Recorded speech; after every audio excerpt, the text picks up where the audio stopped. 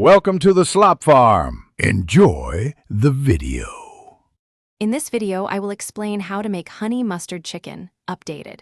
Start by seasoning chicken with salt and pepper, then sear both sides until golden brown. Whisk together honey, mustard, olive oil, and a splash of lemon juice for brightness. Pour sauce over the chicken and simmer gently until cooked through and glaze forms. Finish with chopped parsley and rest for 5 minutes. Let's walk through the ingredients and quick prep steps for success. Gather chicken, honey, Dijon mustard, olive oil, lemon juice, garlic, salt, and pepper.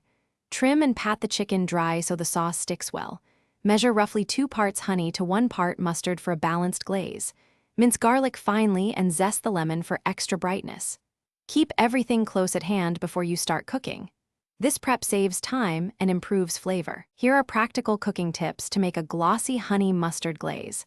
Sear the chicken first to build flavor and lock juices, then finish in a simmering sauce. Reduce sauce until it lightly coats the back of a spoon for perfect thickness.